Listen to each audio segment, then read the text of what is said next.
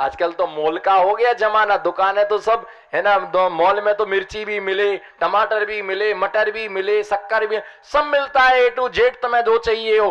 भैया तुम फुटपाथ की दुकान हो और हम होलसेल विक्रेता हैं, होलसेल में माल मिलता है। भैया ध्यान रख करके चलना, पर बड़ा खतरा रहता है।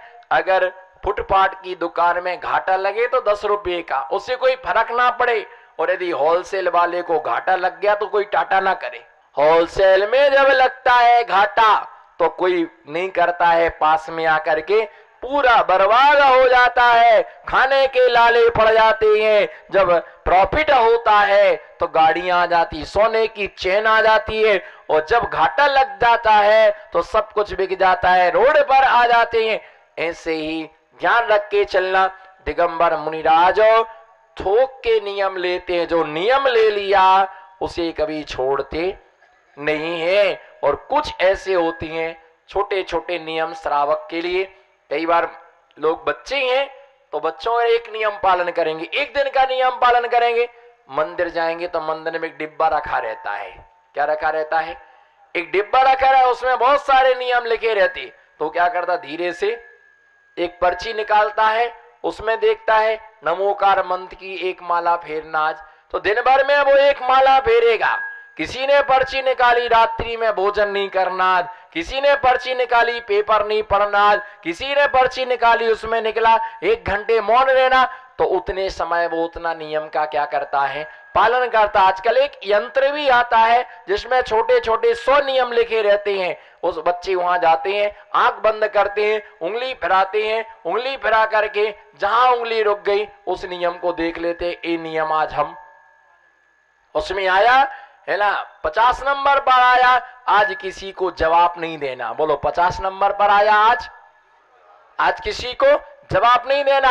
और कहीं 3 नंबर पर निकल आया, महाराज को आहार देना, नहीं नहीं ये नियम नहीं चलेगा, आज नहीं जा पाएंगे, है ना, ये नहीं। तो दूसरी कई बदमाश भी रहते, दूसरी पर्ची निकाल लेते, कई कर्म के कल्ला तीसरी पर्ची निकाल लेते। और वो एक आध बार देख लेते कि 1 नंबर की पर्ची फायदे वाली है, तो कांच की बरनी में देखते 1 नंबर कहाँ है, फिर वो ऐसा ऐसा उसको ऊपर नीचे पर्ची को ऐसा ऐसा करता है, 1 नंबर मिली नहीं, 1 नंबर की 100 नंबर की पर्ची मिली, आज 5100 रुपए मंदिर में दान देना है। बाप रे बाप, इस पर्ची को बाहर निकालो।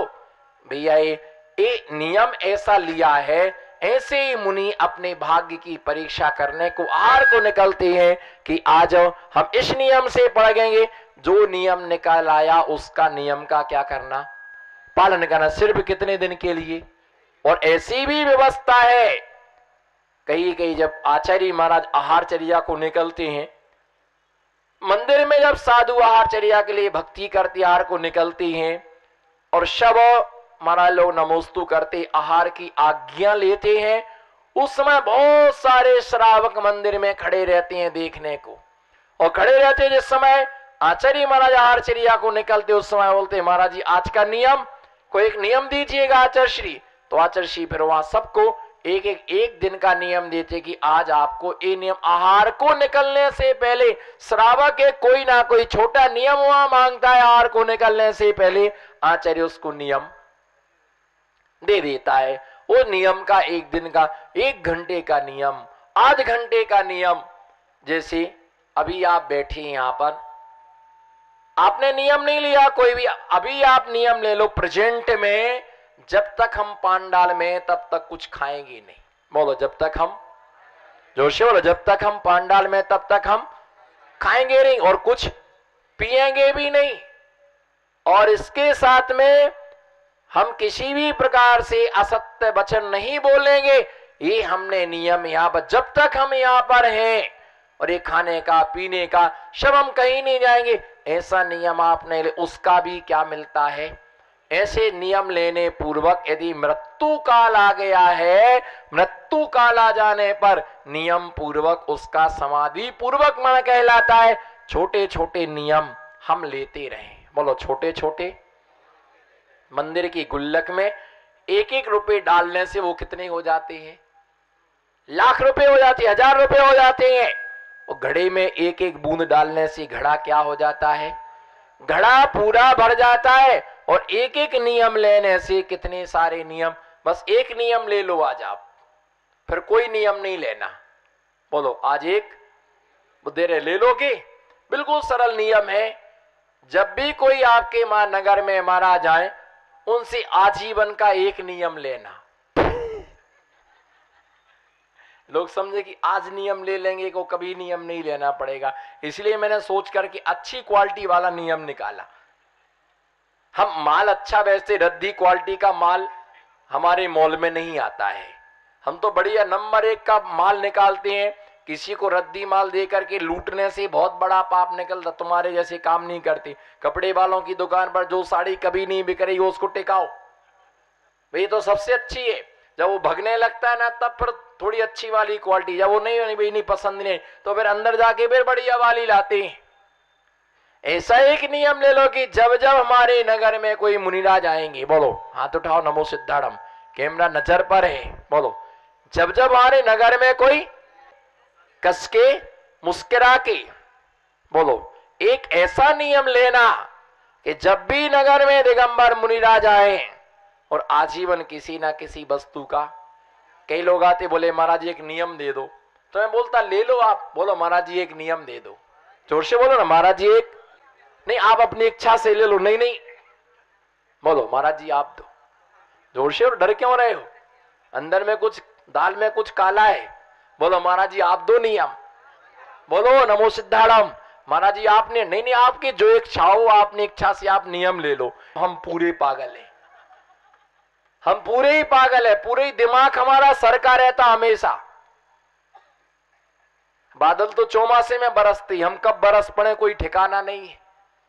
भैया ध्यान रख करके चलो, महाराज जी आप जो नियम देंगे हम जीवन भर पालन करेंगे, बोलो महाराज जी आप, बोलो ना। वो एक कर्म का कल्ला समझ रहा है इसलिए वो हाथ भी नहीं उठा रहा, क्योंकि मालूम है कि महाराज जी हमारे पीछे हाथ पांव धो करके पड़े हैं। बोलो महाराज जी आप, बोलवाओ ना दीपक भाई, महाराज जी आप जो नियम देंगे हम उस नियम का शब्द सा पालन करेंगे। हमने कह दिया कि लो दीक्षा लो, उतारो कपड़े, नहीं नहीं जो बालो नहीं दूसरा दो, चलो दूसरा दे दे, छुल्लक जी बन जाओ, नहीं महाराज ये वाला भी नहीं चाहिए, महाराज दूसरा और कोई दो, महाराज चलो ब्रह्मचारी बन जाओ, नहीं नहीं महाराज जी, फिर नहीं कहा कि चौथा नियम दे दो, बोले महाराज जी अच्छा मैं चलता हूं, थोड़ा अर्जेंट में फोन आ रहा है, मैं आपसे बाद में मिलूंगा, तो आप बाद में जो भी आप तब तक आप सोच लेना। सब्जेक्ट भी दे गया, तब तक आप, मुझे क्या सोचना, हम तो खुद नियम के सागर हैं, हमारे पास तो नियम की एजेंसी है। क्या है? आचार्य महाराज के पास नियम की एजेंसी है। सिर्फ आपको विनीत भाई एजेंटर बनने की जरूरत है। हम तो गांव गांव में क्या बटारते हैं, नियम बटारते हैं। जैसे वो गुड़िया के बाल बेचने वाला आता ना, घंटी गुड़िया के बाल, गुड़िया के प्रकाश जी को याद आ गया, खाते हो क्या? बुड्ढा क्या खाएगा? बुढ़ी के बाल। बुड्ढा क्या खाएगा? नहीं मालूम तुम्हें, खबर नहीं पड़ी तुम्हें? अत्यारे हमला क्या बोलते हो गुजराती में? बुढ़ी के बाल, बुढ़ी, बुढ़ी के बाल। हमारे यहाँ गुड़िया के बाल बोलते हैं, लाल कलर के, पीले के, इतना बड़ा दिखता है, वो कांच की पेटी में रहता है, एक तरफ कांच का हो रहता है, वो बोलता बुढ़ी के बाल, बुढ़ी के बाल, बुढ़ी के बाल। कौन खरीदता है? बुढ़ी के बाल कभी बुढ़ा नहीं खाता है। कौन खाता है? क्योंकि बच्चे ही बोलते दादी कहानी सुनाओ। डोकरा कभी नहीं बोलता है, वो कह नहीं सकता कि मेरी डोकरी है, मेरी दादी है। दादी तो बच्चों की दादी है, तुम्हारी तो धर्मपत्नी है वो। बुढ़ा आदमी कभी बुढ़ी के बाल नहीं खाते, बच्चे ही खाते हैं। और वो लाल नीले पीले जीप पर रखो, पता नहीं कहां गायब हो जाते हैं। जैसे चुनाव जीतने के बाद नेता गायब हो जाता है, ऐसे मुंह पर रखने के बाद बुढ़ी का बाल भी क्या हो जाता है। जैसे वो बेचता है गर्मी में कुल्फी वाला आता, कुल्फी कुल्फी कुल्फी कुल्फी कुल्फी, गांव गांव में वो घंटा बजाता है। ऐसी हम भी गांव गांव गली गली में नियम ले लो, नियम ले लो, नियम ले लो, नियम ले लो, नियम ले लो। कोई तो भैया कोई आ जाता है, किसी के मन बोले मज्जा महाराज के पास कोई नियम दे देंगे। जैसे कुल्फी मांगने के लिए आता तो वो कुल्फी वाले को बोलते यही सारे घंटे बजाओगे, आगे जाओ ना। बच्चे उदम करते हैं। तो ऐसी कई महिलाएं बोलती महाराज जी कब तक रोकोगी यहाँ पर? अभी हो तो गया चौमा साहब, 15 दिन रह गए, 15 दिन के बाद कठे जावानो, अठई रावानो, कठे नहीं जावानो, हूं अठई छू, बोलो हूं, बोलो हूं, आई छू, आई छू। અહીં છું આ બાજુ કદી જવાનો નથી જવાનો भैया। वो यही सोचते हो तो गया चौमासा, अब कितने दिन रुकेंगे, विधान भी हो गया, पिछली परिवर्तन भी हो गया, महाराज जी का सम्मान भी हो गया, फिर भी महाराज जी डटे ही है। इतना मजा आ रहा महाराज जी को, अब डटे हैं, ठीक है, अच्छी जगह मिल जाने के, खाते पीते घर तो भूत नहीं छोड़े हम तो महाराज छे। बोलो, खाते बुंदेलखंड की बात है, गुजराती की बात नहीं है। बोलो, खाते पीते घर तो, बोलो ना, खाते पीते घर तो भूत नहीं छोड़ते, हम तो महाराज है भैया। या तो कहीं बैठना नहीं, और बैठ गए तो जल्दी से उठना नहीं। ये ध्यान रख के चलना कि साधु आजीवन के नियम का क्या करता है, पालन करता है। और आजीवन नियम, जो नियम आजीवन रूप से महाव्रतों का पालन करता है, ऐसा भव्य जीव ही परम मोक्ष के लिए प्राप्त होता है। कोई डाउट नहीं है। हमारा जो सरकारी जॉब है, मुझे पक्का विश्वास है, तो महीने महीने वेतन लेके आता है, रामकली को सौंपता है। मैं नहीं लेने वाला महीने महीने वेतन, कहां रखूंगा, जेब ही नहीं है। कौन बोला हमारे पास रख देना? लुटेरे दे दो तो दर्शन ही करने नहीं आए, इनको थमा दो कि संभाल के रख लेना, ये बाद में हम ले लेंगे। अपनी माला लेके गया, आज तक कर्म का कल्ला लौट के नहीं आया। भैया कौन बोला हम रख लेंगे? हम लेते ही नहीं महीने महीने का पगारा। तुम वेतन में जीते हो और हम चेतन में जीते हैं। दोनों में यही फर्क है, एक दूसरा किस में जीता है? चेतन में जीता है। जो चेतन में जीता है उसे परम निर्वाण की प्राप्ति, उसे परम मोक्ष की प्राप्ति होती है। ये मिट्टी के महल में रहता है, ये मिट्टी के निर्माण करवाना है। थोड़ा सा पीछे का क्रैक हो रहा है, बोलो पीछे की दीवार क्रैक हो रही है।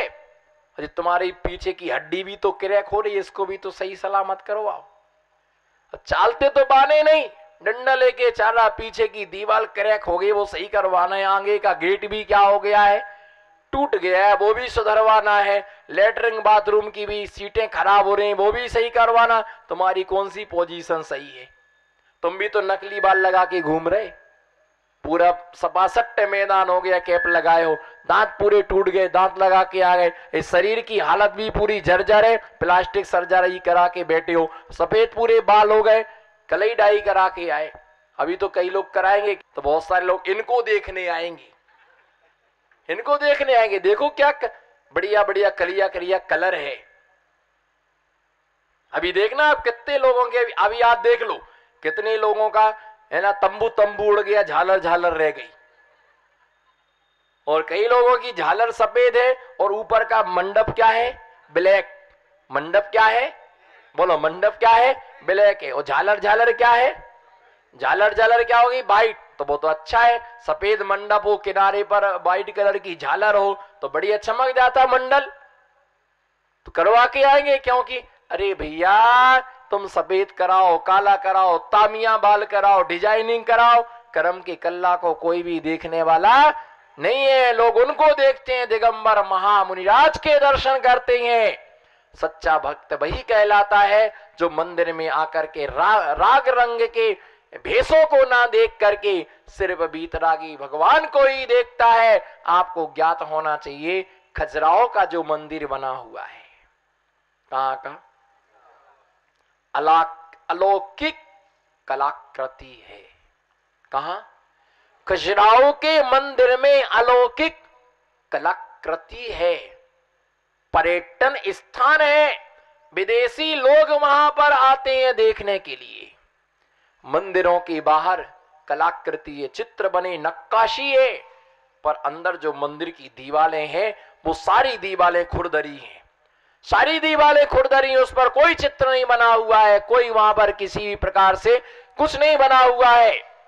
वहां पर शिल्पीकारों ने इसलिए नहीं किया कि अंदर आने वाला बीतराग भगवान के क्या करे, किसके दर्शन करे, वो अंदर जाने वाला बीतराग भगवान के दर्शन है, राग रंग में ना उलझे।